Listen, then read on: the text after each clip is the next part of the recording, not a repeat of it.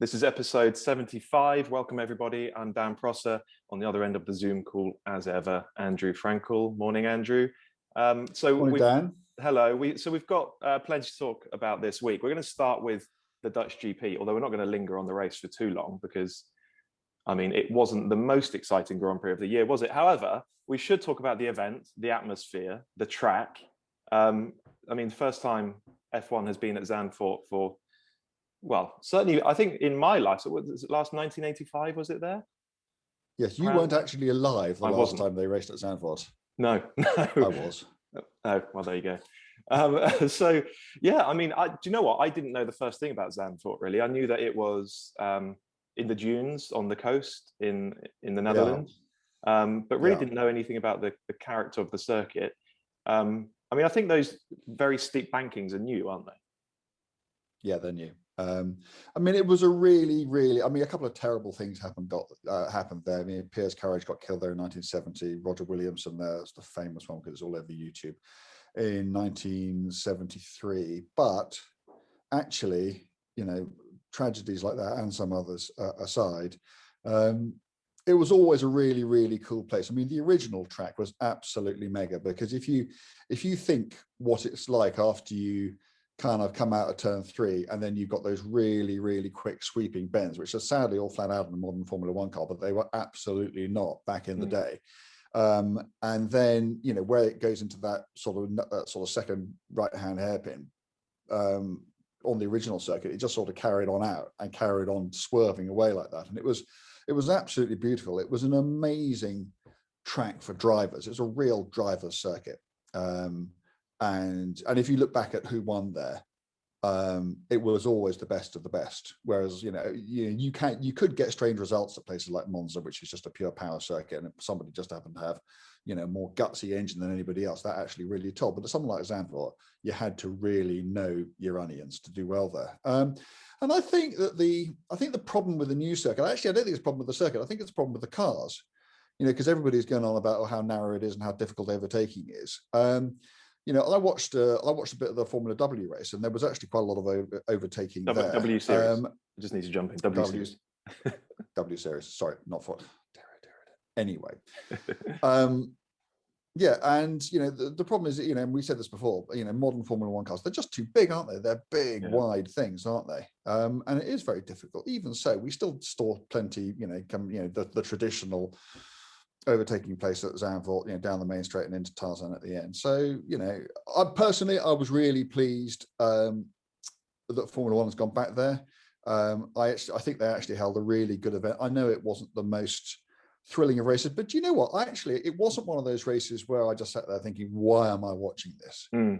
Because, Max won.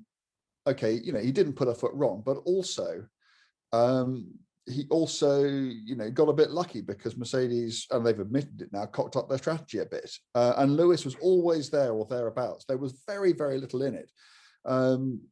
So, it wasn't an edge of the seat one, but at the same time, there was certainly more than enough to keep me interested. And I love the fact that it's a bit different.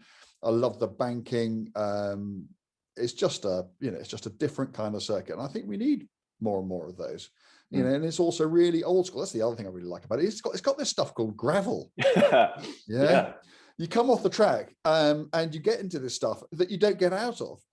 And so drivers actually have to, they can't just straight line everything. There are consequences if you get it wrong, and it's absolutely as it should be. And there are places where the walls they're bloody close. And I think that, I remember the start. I mean, how they all got through that first lap. I mean, just the skills on show. So I was, it's a different sort of circuit. And obviously for me, as a sort of, someone who likes to think they know a bit about the history of the sport, it was great to see cars go back there, even if the track's not quite what it was. Yeah, and I mean, certainly from afar on the TV, it looked like an incredible event. The atmosphere. I actually feel really pleased for all the Dutch fans. They've got their new driver who is clearly a superstar. And they get right behind him, as they all do. If you watch Holland playing football, you see all the orange flares, all the orange shirts, the atmosphere, the energy. They all get right behind their team, don't they? And they got to watch Max win that race. I think it must have been incredible to be there. But yeah, by all accounts, there was an atmosphere there that I don't think that anybody has seen at a Formula One race, any Formula One race, for years and years and years, because, you know, you are returning Formula One to a country that has been deprived of it for decades, to a crowd that is knowledgeable and passionate, and patriotic in all the right ways. And wasn't it just great to see? I mean, you know, the crowd always does amazingly at Silverstone, but it's not a surprise to see Formula One cars racing at Silverstone. And also don't forget that, you know, there was meant to be a Dutch Grand Prix last year and they got robbed, you know, by COVID. So, you know, there was all that sort of pent up enthusiasm as well. I thought it was great. Yeah, it was excellent. And I mean, we know next year's cars are supposed to be much better at following one another. We'll see how that actually pans out. But if, you know, perhaps that will make for, you know, that will enable more overtaking, maybe a slightly more dramatic race, fine. If it doesn't, it might well be that Zandvoort is one of those places where qualifying is actually more of a spectacle than the race. You know, Monaco is the prime example, isn't it? It is extraordinary to watch Formula One cars qualify around Monaco. But the race, sadly, is often quite processional. I just thought the sight of Max and Lewis ringing their cars out on a Saturday afternoon around that place where there's very little margin for error, a proper roller coaster, there's undulations, there's banking. You get such an impression of the speed because it's tight and narrow. You do. But the way they carry speed into what look like tight corners, it's utterly staggering, isn't it? Yeah. And because you actually see cars at strange angles. You kind of see the top of cars, which you never see in Formula One, because they're going around this banking, and it just presented a fresh way of looking at the sport. And also, you could see the other things. You could see the drivers learning the circuit, and also, you know, there isn't, you know, one considered turn 3, for instance, the one they all talk about. You know, there seem to be about 8 different lines through there, and there's a quick line, and there's an overtaking line, and there's, you know, and it's just different and it's interesting. So more, please. So we're not quite 2/3 of the way through the season. There's 3 points between the two title protagonists. Extraordinary, isn't it? This is what we've been wanting for so long, is a proper title battle between drivers in 2 different teams. Who's going to win it? Exactly. Which way is it going to go?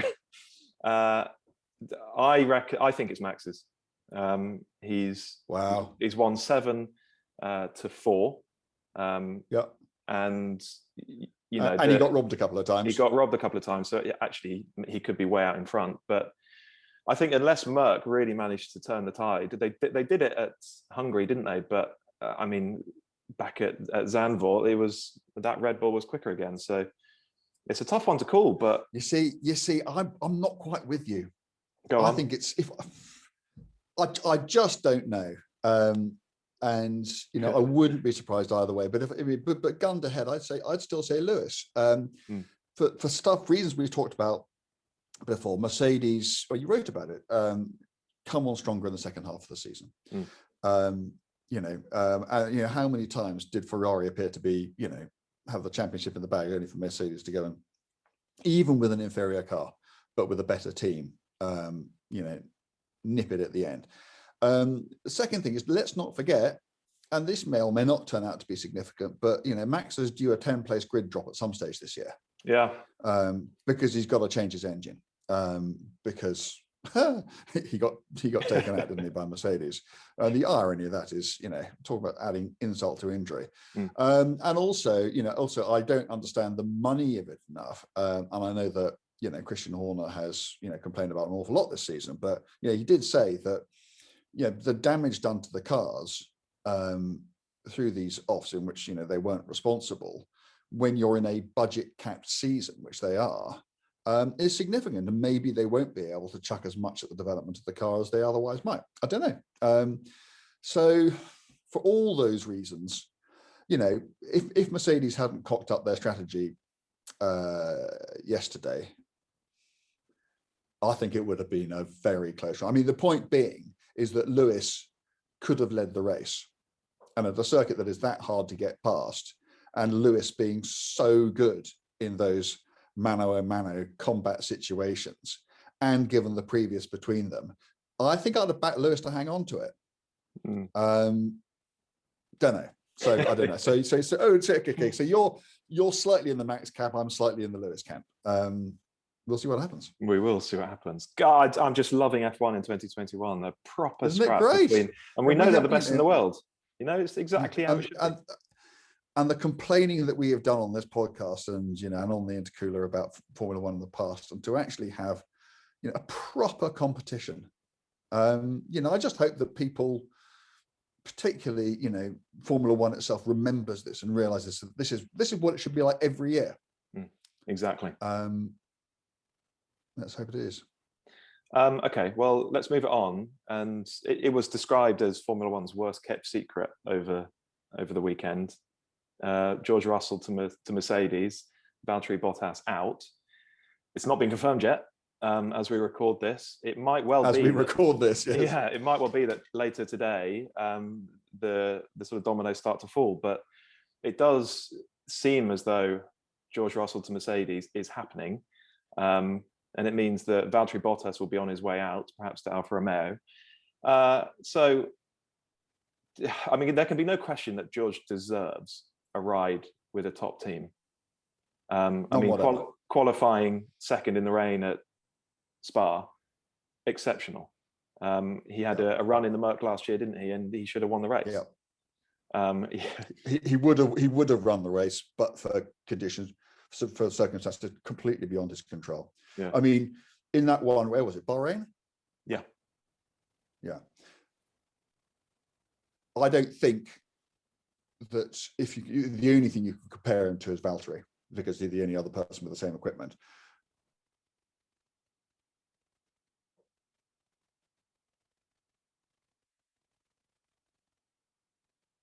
It's always Valtteri. It doesn't stop him. And I know that Valtteri outqualified him by a couple of tenths, but in the race itself, it was, you know, it was all George's. So yeah, he absolutely deserves it. Before we move on to talking about George's prospects at Mercedes, I just want to talk about Bottas a little bit, because this will, you know, if it pans out the way we think it will, this will be his final year at Mercedes. He'll have been there for 5 seasons, won a handful of races, earned a load of money. But how will he reflect on his time at Merc, do you think? I mean, I think he'll regret not being more forceful, not being a bit more of a bastard in that team, perhaps a bit too compliant, and certainly not consistent enough. I mean, there were times where he was genuinely quicker than Lewis, and Lewis didn't have an answer, and Valtteri won the Grand Prix on merit. But over the course of a season, just never a threat to Hamilton, was he? No. I completely agree. I mean, I think it must be very difficult to have shown to you and then, you know, reinforced again and again and again, you know, with that many races. You know, you can't, you know, I think that every single Formula One driver has to harbour the belief that they're the best, or that they have the ability to be the best, and that in certain circumstances, maybe they don't have the best car, maybe they don't have the best team, but they themselves are the best. They are championship material. And Bottas, who is obviously, you know, well, forget even by normal standards, by Formula One standards, is a really good driver. He's just, you know, and he must now know he's never going to win a world championship. You know, that ultimate, you know, schoolboy dream, I'm going to be the Formula One world champion, which is what they all go in there to do. He must know that that is now beyond him, because wherever he goes, you know, it's not going to be, unless something absolutely freakish happens. And it does, you know, look at Jensen in 2009, you know, stuff does happen. Where people, you know, who appear to have, you know, come to a season, you know, and at the beginning of the season, people think, well, there's no chance of him becoming world champion, even if he's deserving of it, as Jensen absolutely was. It can happen. But, you know, I don't think that really he's got a chance. And it must be very sobering to think, I'm just not good enough. And maybe he comforts himself with thinking, well, I've only got, you know, the only reason I wasn't good enough was because my teammate was well, we can argue this point until blue in the face, but some would say the greatest of all time, and certainly the greatest of his era. I don't think anyone would dispute that. And so maybe there's some comfort in being second best. But no, it's a tough thing to say. I don't even think that certainly latterly he has done a great job for Mercedes. I don't think he's even been a great wingman recently, because he hasn't been able to, what you want to do is you want to have Lewis out front and Valtteri, up his chuff, just, doing what, Sterling and Fangio and, Scheckter and Villeneuve and all those great 1-2 teams did, where you have someone who's absolutely your wingman and just keeping everyone else away, going fast enough to keep everyone away from the bloke who's going to go and win the championship.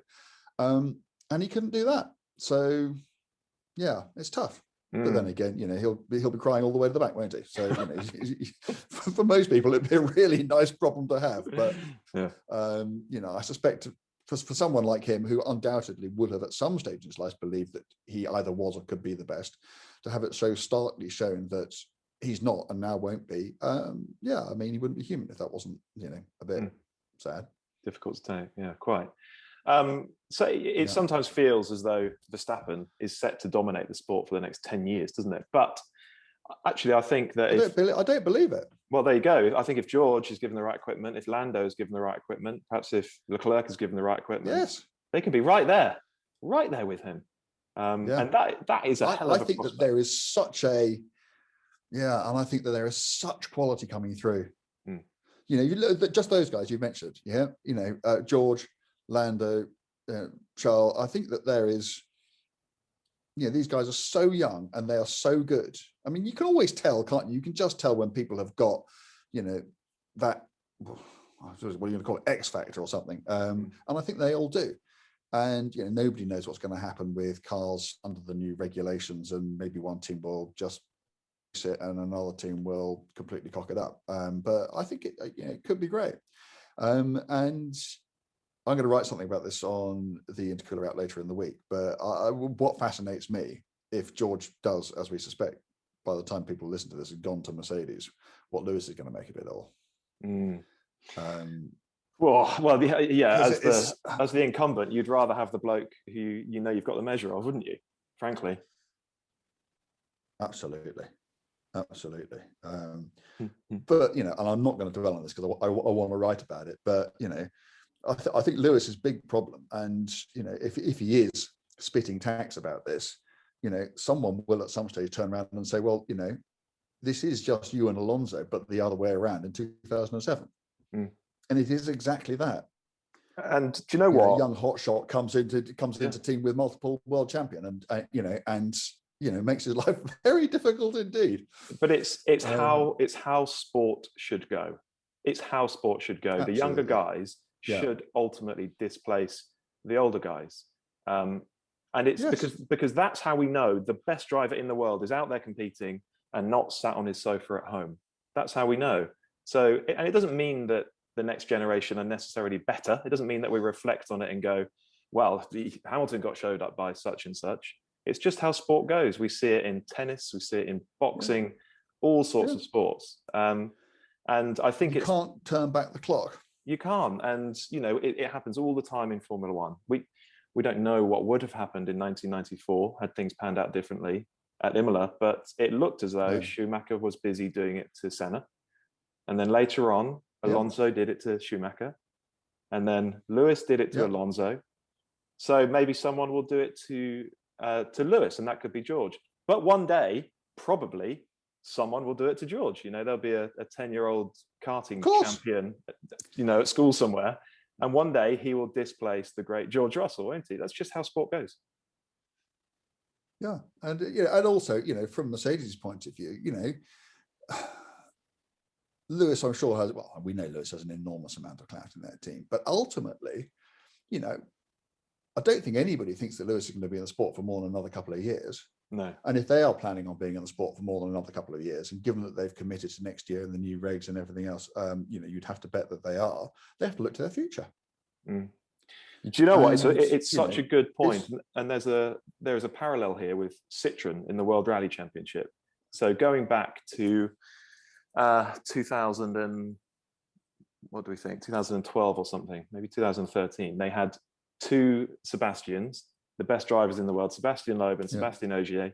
And because Sebastian Loeb was the hero who had been with them for a decade and won 9 world titles, they kept him and they allowed Ogier to move to another team.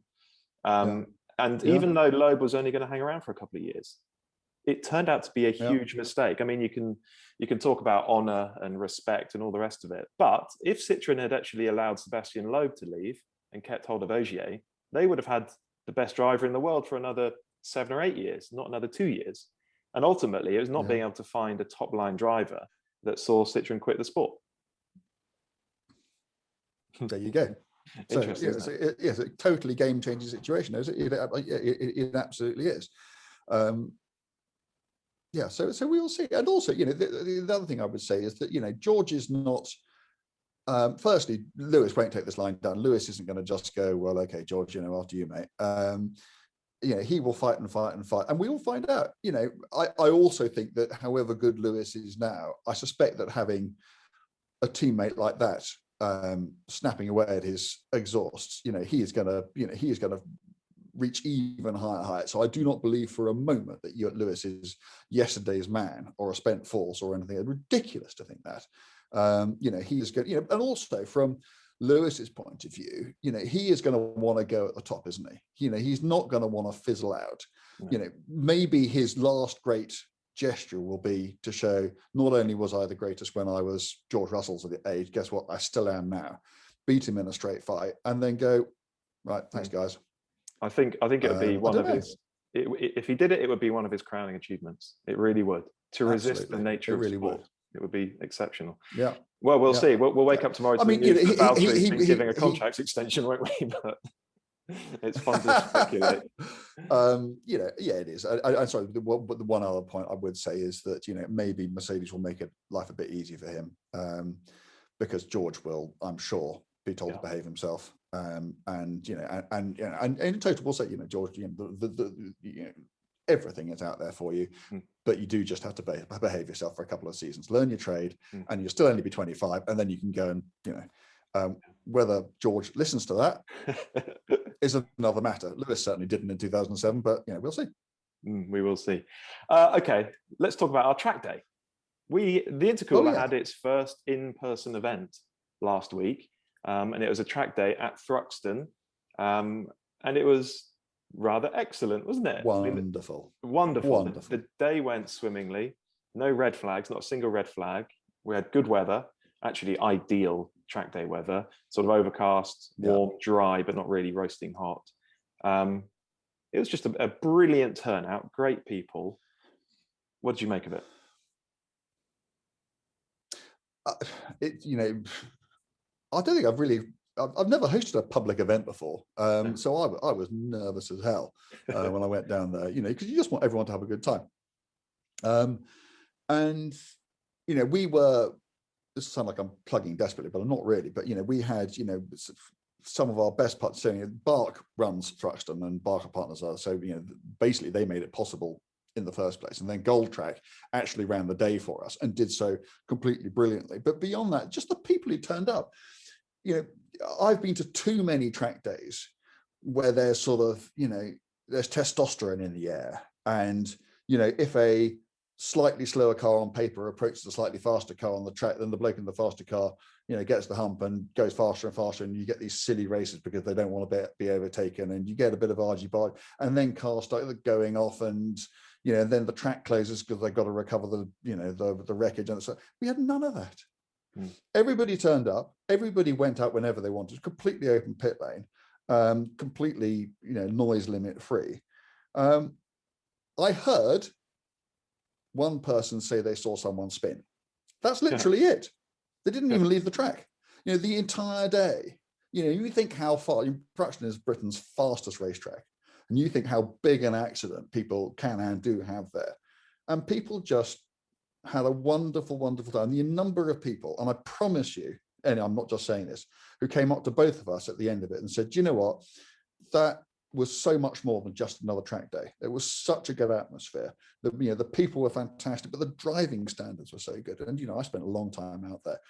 I didn't see a single idiot. You always see idiots at track days. I mean, even at really well-run track days, because you can't stop it. But somehow, I don't know whether it's because we attract a certain sort of, slightly more sensible punter or whatever, but there were some amazing cars there. All driven really, really well. But it didn't matter. So, there were some cars going around there with the usual sort of GT3 RSs, but there was also a 1 Series with a roof rack on it, wasn't it, going around? All day. And so it wasn't like all day. So it wasn't like you had to turn up in the fastest, most expensive car out there. Turn up in anything, go out there, have a great time, and honestly, it couldn't have, from my point of view, it couldn't have worked better. Yeah, there were a few sort of added elements, weren't there? A friend of ours brought a couple of Group C cars along. You had to go in one. There were some extraordinary machines out on track. Some good people there as well. And yeah, I mean, we had Karen Chandok there giving passenger laps to subscribers in Porsche GB's 911 Turbo S, 911 Hull. Thank you, Porsche GB, for letting us use that car for the day. You sat in with him, didn't you? Yeah, you did. You actually wrote a piece, a short piece for the Instagram site and for the app. I didn't get to sit with him, but you did. Yeah, I mean, it was... The silly thing is, I just thought it would be a bit of fun. I just thought, I'll just go and have a skid round with Karen, and it'll just be funny. And for some reason, because I guess there'd been so much going on in the day, and because my mind had been full of driving, the Group C car and talking to everybody over there, I just didn't really sort of think about what I was about to do. And so you're getting into, how much power is one of those things got? 650 horsepower or something? I can't remember. It's something 20, like that, yeah. Something like that. Yeah. So, and then, Karen's driving it. And you actually think, I'm going around Britain's fastest racetrack in a car with over 600 horsepower with a Formula One driver driving it. It's not going to be undramatic.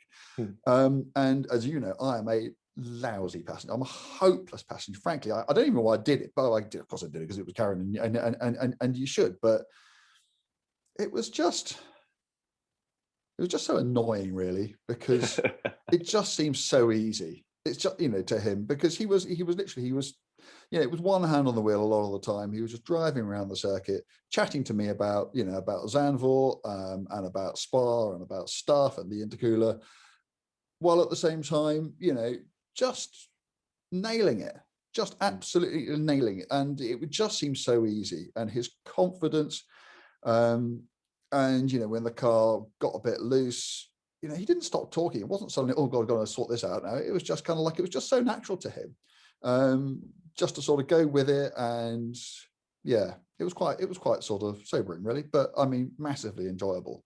And he seemed to be having a good time. So yeah. He did. Everyone who stepped out of the car, having had a lap with him, they were just beaming, I think it was an extraordinary experience for a lot of people. So thank you to Karen for coming along and doing that. It was the first time, and I am going to write a piece about this for the Intercooler, the first time that I'd driven my car on track, actually. I shouldn't really confess this. I don't know how it's turned out to be the case, but it's the first time I've driven a car that I've owned on track, which actually still surprises me when I think about it now. So even though the first car that you ever bought, you bought specifically to drive on track. Oh, that's embarrassing. Thank you for highlighting. And it's only now, what 17 years later, that you finally got around to it. Oh dear, it's pathetic, isn't it? Oh well. I mean, so I didn't want to destroy my tires. Didn't want to go home with grumbling brakes, just because it's a bit pointless, really. So I took it fairly easy. Inexpensive, and I didn't do too many laps, but I mean, I had a great time in the car on circuit, except that for me, it's such a frightening circuit, Thruxton, particularly out the back. It's so fast, and certainly for someone of my ability, I just need a car that floods me with confidence in those quick corners. I want a car that's really stable and secure. And my A110, because it's very road biased, it's not quite that. It feels to me a bit floaty, a little bit roly-poly through the quick stuff, and that is enough just to make me go, ooh, I'll back out a bit. I think given a bit more time, and perhaps if I wasn't worrying about the state of my car so much, it would have been a bit different. But it was still fun to drive it on track for the first time, and through around the rest of the lap, it was brilliant. Fun to drive, light, agile, so well balanced is the thing. You can it's so easy to modulate the balance and the attitude of the car on the throttle. If it's pushing a little bit, a gentle lift, and it just tucks in again. It's so well done. And I sent Karen out in it as well. He'd never driven one before. I loved it, actually. I said to him, do you want to drive it? And before he'd finished saying, oh, yes, all right then, he'd had his seatbelt done up and his helmet on, and then he was away. So he was just dead keen to have a go in anything. And enthusiast. Yeah, and I thought that he would say something similar about the way it rolls and sort of wallows and how the weight shifts around through the quick stuff. And this is how I know that actually it's down to me more than anything. He didn't care about it. He just said, yeah, it rolls a bit, but it still has to be comfortable on the road, doesn't it? And of course, that's absolutely right. So he didn't care that it was moving around a little bit, I guess, because he knows that he's just perfectly comfortable with it. And should something happen, he'll get on top of it straight away. I tell you what, I suspect you were the only person who was disadvantaged by the weather. Because I say this because back when A110s were brand new, in fact, so brand new that the car I'm talking about was a left-hand drive pre-production prototype. The last time I went to Thruxton was to go down and do, I can't remember why I was there. But anyway, I went down to do a track day there and I took it and I went out, but it was wet. And it was fantastic because it's soft. And because it was wet, so you didn't get those big body movements, but the car did, as you want in the wet, it did sort of lean into the corners. And it just sort of drove around, just, taking out, 488s and GT3 RSs and that sort of, because, A, they were on completely compromised tires, but B, it was, round the back of the circuit where in the dry, you're thinking, oh, I'm not quite sure about this. In the wet, it was just so confidence inspiring because it was perfectly set up for it. Yeah, so yeah. Maybe next time. That is right. I have driven. We'll do it in February. Yeah, please. I have driven them in bad weather before, and they just grip where other cars can't because they've got sensible tires on them. And they really come in, and they're soft. Yeah, exactly. And they're soft and they're light. It's absolutely what you want. Yeah, I did send Mr. Chandok out in it with a camera running, and I mean he didn't hammer it. He was, because it's a track day. And he was quite respectful, but he just drove very briskly, very neatly, very quickly. It was great to watch, and the clip of that is on the Intercooler app right now if you want to go and check it out. Good. Okay. Well, yeah. I mean, it was a great day. Thank you to everybody who turned up and made it so enjoyable. Thank you to Bark. Thank you to Goldtrack and Footman James as well. Without all of those, that day wouldn't have happened at all. So we are very grateful to all of them. We just need to find a way to do another one, don't we? I think we will. I think we'll find a way somehow. But the thing is, we kind of set a standard now. And so it can't just be another track day. It has to be another one that is as fun and easygoing and yet special as that. I think possibly slightly more through luck than good judgment, but hopefully because, there's some planning went into it. We just seem to have really captured something there. So I'm very, very keen that we find a way of doing it again, at least as well, if not better. It was all the sort of added elements, wasn't it, that made it so interesting. Right, good. Okay, we'll leave that one there. Thank you, everybody, for listening. Please remember to rate and review the podcast. That is important. And also go and download the Intercooler app. You can start your 1 month free trial, just see what it's all about. I know we talk about it a lot, but it's important to us. Go and see what you think of it. That's because it's good. Yeah, we think it is good. So go and start your free trial. We think you'll like it. As ever, we'll be back to talk to you again next week.